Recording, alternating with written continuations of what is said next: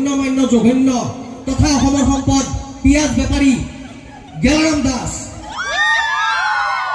তেখেতে এটা মতা অংকৰ ধন দিয়াৰ কাৰণে আমি উপায়বিহীন হৈ তেখেতক নিমন্ত্ৰণ জনাবলৈ ওলাইছোঁ। এয়া মঞ্চত গেলাৰাম দাস মঞ্চত আহিলে ভাল পাম। গেলাৰাম দাসে মঞ্চত আহিছে।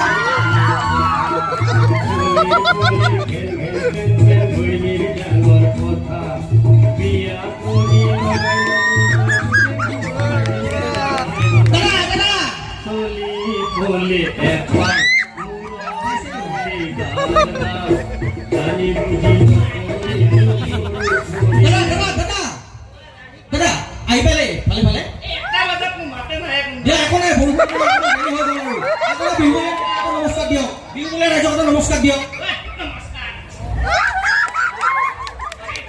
দাদা, আপুনি সকলোৱে আহি পাইছে।